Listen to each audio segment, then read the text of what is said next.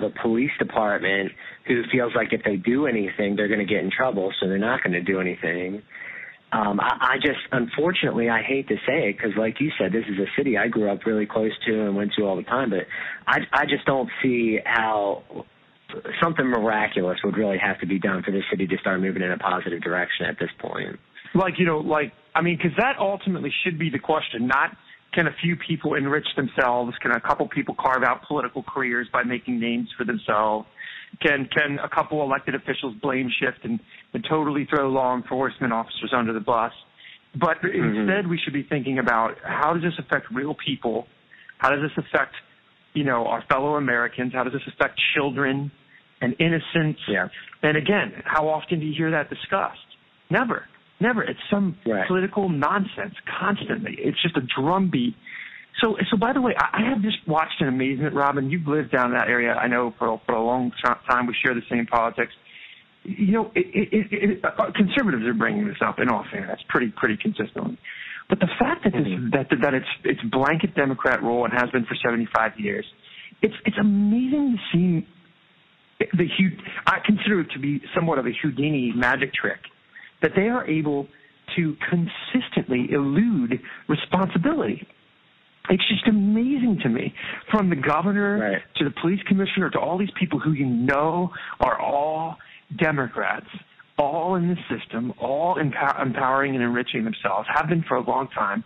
They just broke a story, said millions of dollars dumped into that city for, economic renewal. Most of it just got money laundered into the Democratic coffers. And yet they don't have to in any way account for this. They don't have to pay. Normally I'm surprised they don't have to account for this. But after people are dying and buildings are on fire and people are harmed and there is still no political accountability, how do you account? Like all right, what's the political climate in Baltimore? Not that I'm necessarily thinking it's different than most of America, but how is that possible? Like, how are they able to pull that off is my question. Yeah, well, and I think an even more classic example of that is in D.C., where they just notoriously elect mayors who are drug dealers and just Marion Barry kind of says it all for the city of D.C. But once again, I think it comes back to it's a populist, and I think this is culturally someone who chooses to live in a city. Maybe this is an unfair stereotype, but I think is more likely to think this way, and I think this is a very liberal way of thinking. It's a very there's a lot of emotional response in your decision making, So I'm reminded of standing on the streets there, and a black male walked by me with a camera filming everything, like with his phone camera filming everything, and he said, "Oh, this is how it's going to be. I spent 6 years serving with you all, and this is how you treat us. You come into our city." And I thought to myself, what does you serving in the military have to do with this? If anything, you should know that this is our job. This is what the National Guard does. They come in to defend the people in the state. But it seems so irrelevant to the situation at hand. And I was just thinking, I'm not sure this gentleman really even knows what he's complaining about. He just wants to complain, and he just wants someone to blame for his situation not being the way he wants it to be. And so I just think that, when you make decisions like that, those decisions are just so emotionally based and not fact-based or reason-based, all it takes is one smooth-talking politician to come in and appeal to that emotion, and you'll just keep voting them in again and again, like Marion Barry and, all these other guys. But even as the city just deteriorates right from under you, you can still, it's almost... It's like I look at it with a sense of, almost like I would be looking at a magician. Like I'm like looking and I'm seeing, how is he doing this?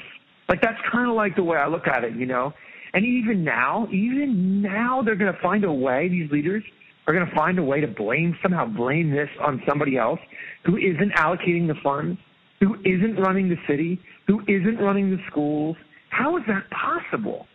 I mean, how are they able to do that? You're just thinking it's just because the constituency is so emotionally indulgent and uneducated that this is just a destined result. Yeah, I mean, I think that is largely the case, and the thing I'll throw out there on the positive end in Baltimore, though, and maybe on the hopeful end, is that I believe overall in the city there was probably an equal in three parts groups of people, where there were the people that loved the military being there, the National Guard being there, and came up and said, thank you for protecting us. Thank you for being here. There were the people who were just very indifferent. They kind of were walking around taking pictures because it was exciting, but they didn't seem to really love or hate anybody. They just wanted to be a part of the excitement. And then there was the people that hated us being there. And if I had to guess, I would say there was those three groups of people were probably fairly an equal amount of people. And obviously, that was very neighborhood dependent too. So if you go up to where the CBS burned down, there was a lot of hate getting thrown at police and military.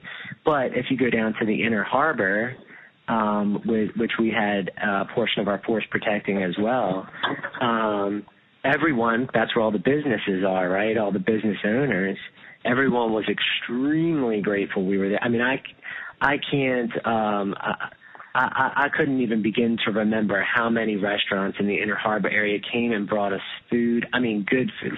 Sullivan's Steakhouse, Cheesecake Factory. I mean, expensive restaurants giving us all kinds of great food to eat, coming up saying how grateful they were for us being there.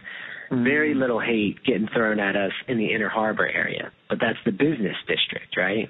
That's the tourist district, But, maybe, that's also the money-making district, too, and maybe that'll help save some of Baltimore, it's interesting to me as I heard you say that, because you're right. The camera always goes to the arsonist, right? The camera always goes to the masked, stirrer-upper. But, I have to say this. I have witnessed this completely through the lens of the media, which always makes me skeptical. I've already long since learned that's likely the furthest thing from truth you'll ever know in 2015. But one of the things I was struck by, Rob, was the way that because it's all theater, and I worked in the media. I've worked in the media for years. I know this firsthand. It's all theater. They're telling you a story. It's all a reality television show, from what they broadcast to how they cut it up to everything. So you did an interview. But one of the things I was struck by is, okay, so you have several hundred people in the streets, right? Maybe, and these are the nights that it was all popping off, and I'm watching this on TV. And they're burning stuff down, and they're screaming, and they're all getting interviewed, and the media's looking their chops and sort of painting this picture. And what I'm thinking to myself is, and I would wonder what you thought about this, having been there, I'm imagining the vast majority of people, like if I happen to live on that street, this would have been me. I would have been in my house with some form of protection for my family, and then I would have been looking out the window and watching this all go down and thinking, where are the police? Where is my civil right to protection? Which, by the way, is one of the only constitutionally required things from a government, is to protect you. The rule of law, infrastructure, defense, right? So I'm thinking. So my point is that all the attention from the media was the victims on the street burning stuff down and acting like a fool. And the vast majority of actual Americans, black, white, and every other, were in their house, terrified. Everything was popping off the chain. There was no sense of what was going to happen next, who was going to be the next victim. And I got to thinking about this, and is that not a telling thing to think that, all those people weren't on camera, and all those people, but as you moved in as the National Guard, that's why you moved in, is to protect those people. And that should have been done way before it was done. You know what I mean? Like, that should be the priority of all these leaders, is to defend the non-arsonist, to defend the non-rock thrower. You know what I mean? And this is how far we've drifted. And I said this to my brother, and I wondered if you saw this.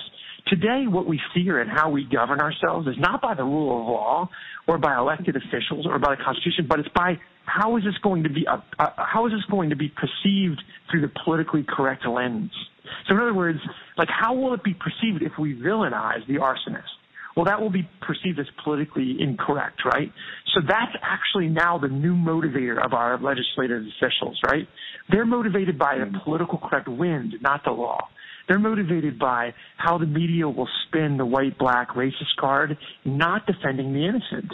And we've arrived at this new Orwellian place where up is down, down is up. And everybody knows it, just like you said. The cops are going to patrol the streets now, not looking for perpetrators, but looking for they're looking for landmines they could step in that could cost them not only their career, but possibly even their freedom. So the whole world has shifted now to where the perpetrator is the innocent. The innocent is somebody that needs to be slandered. Like the innocent person in their house is the reason that the media was making it seem like is the reason all these kids are so disgruntled, because he's not giving them something or doing something for them, or any number of things like this were being said.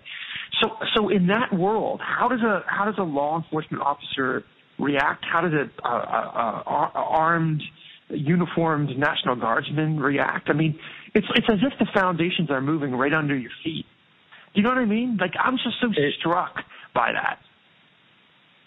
Yeah, that's a great point, I think. And the funny thing is that and I don't know the numbers of like how many innocent people were hurt in all of this outside of the police department, fire department, military. But I do remember standing in the streets and thinking to looking at the houses and watching parents standing at the door and their little children coming out to the sidewalks and walking around in the midst of like all of this protesting, and what seemed like such an incredibly dangerous situation. That's something I would never let my kids go.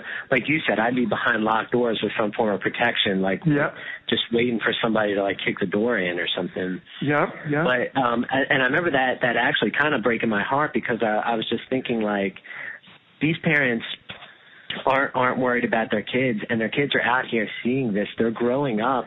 It's seeing like they're right. Yeah, I mean, what psychologically, what is this doing to a child? It's almost like a child growing up in Africa, where there's all of these tribal warlords, warlords, and and so it's. I think to myself, like, man, these kids are bound to become the future problem. To no fault of their own, but because their parents allowed them to be exposed to this. Yeah, kind of well craziness. said. Well said. Let me leave you with this. I just want to know. Everybody wants to put blame. The protesters want to put blame. The media wants to put blame. Everyone wants to put blame. Having been there, having seen it, if there's blame to be had, where should the proper blame go? Like, why did the city of Baltimore burn unchecked for 2 days? Why did this happen? Be it what led up to it, and who actually should be held responsible for this, in your opinion? I mean, I think that it's going to be hard to get away from the blame falling on the mayor. I mean, that is what 100% of the people I talk to down there have said, and it's and I don't know, there's all this kind of terminology and proper process for calling in the National Guard and stuff. The reality is we should have been called in way before we were. We kind of got there after the climax, after it was too late and buildings were burned to the ground, And and I just don't, I was kind of eventually, I think you have to accept that the mayor failed to do her job when the governor had to come in and say, okay, move aside. I'm taking over because you're not. And with that being said, I couldn't agree with you more. And with that being said, why do you think she decided? This is speculatory. I get that. We're just speculating. Why did she decide to do that, in your opinion? I think that we put people in office these days who are extremely underqualified, and we put them in offices